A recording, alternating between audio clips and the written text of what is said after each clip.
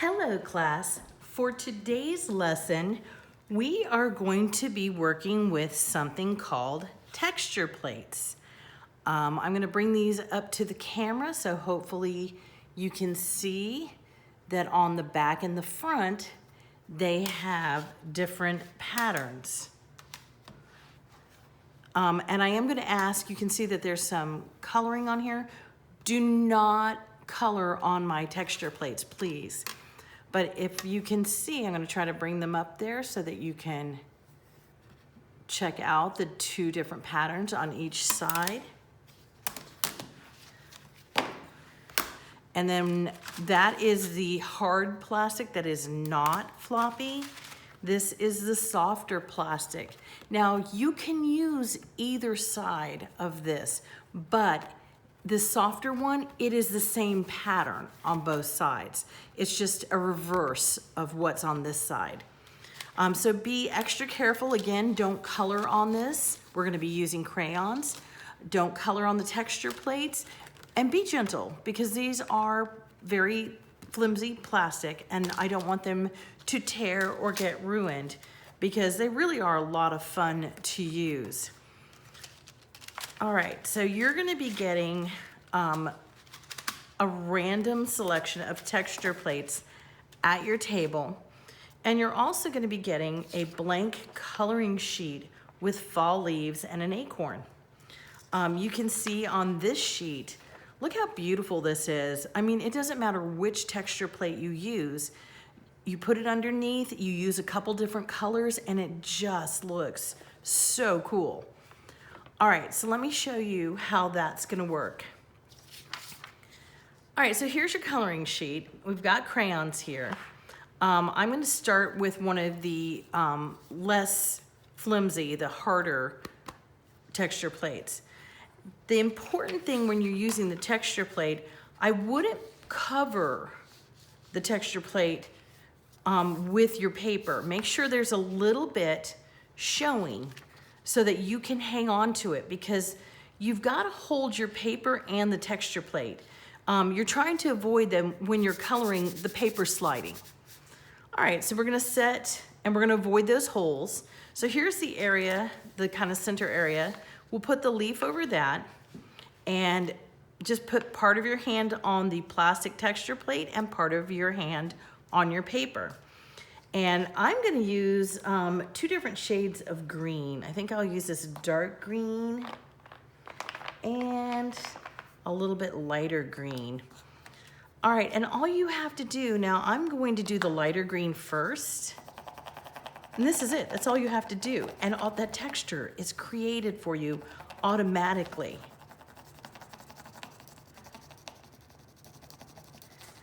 Color it in. Now, after you get that colored in, let's try adding the dark green. So you have two choices. You can keep it in the same place, but honestly, it's a little bit more fun if you kind of turn the plate. Either turn the plate or flip it over to the other side. So on this one, I'm just gonna turn the plate, making sure that I can touch the plate and my paper at the same time so that I can hold it in place. And then this time, I'm not gonna do the middle, I'm only gonna color over the outside edge. And now you've just overlaid not just two different colors, but two different patterns, and it gives the leaf a beautiful texture. And just for fun, you know how leaves get a little brown when they fall off the tree? On the very tips of the big spots, I'm gonna add a little brown. And I'm gonna change my texture plate and turn it one more time. And on these big sections of the leaf, I'm just adding a little brown. So it has that realistic look, like it does at fall with brown edges. That is really beautiful. All right, so let's try one more using the single-sided. Like this is one side and this is a reverse of what you have on this side. So I'm going to use, ooh, this looks interesting. I'm gonna try this pattern. Since it's a small acorn, I'm looking for the tighter lines. I don't want big open areas. I'm gonna look for the tighter lines. It's gonna be tricky because I'm trying to hold the plate and the acorn at the same time. Here we go, I think I've got it. So I've got the plate, I've got the paper, and I've got the acorn, and I'm gonna go with brown.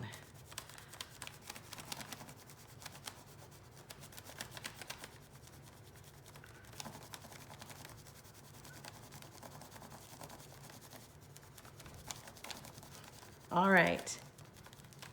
Now what I'm gonna do now, I'm gonna add a little bit of a gold color. I'm gonna shift that paper so it's kind of over a different vein of these lines. These fur, they look like tiger stripes to me. And I'm gonna color that in.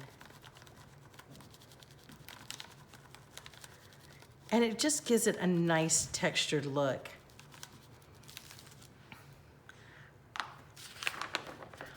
All right, so the first one, I used the light all over, the dark green around the edges, and then the brown on the tips.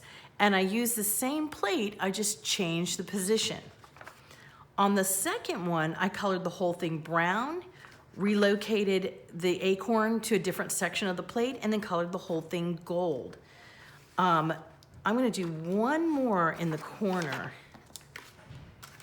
I'm gonna do one more leaf right here. So let's pick a fun texture. Let's try this one. All right, so I'm gonna make sure that I can touch the plate and the paper. This time I'm gonna go with light pink and color that in all light pink.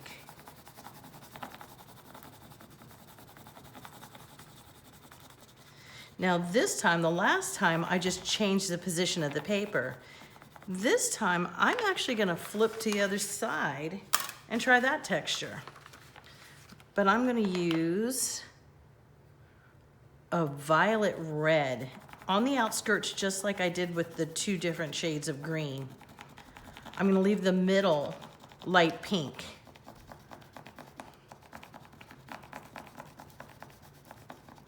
And then finally, instead of using brown, let's see, what color choices do I have in here?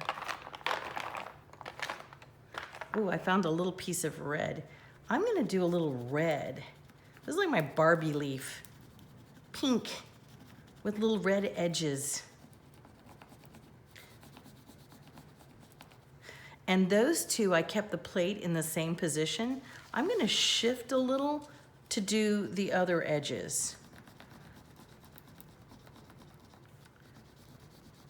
I really like this one. It almost looks purpley, that darker shade of violet red. All right, ladies and gentlemen, that is all there is to using texture plates. They're really cool, they're really fun, and they really give a neat look to the fall leaves on this page.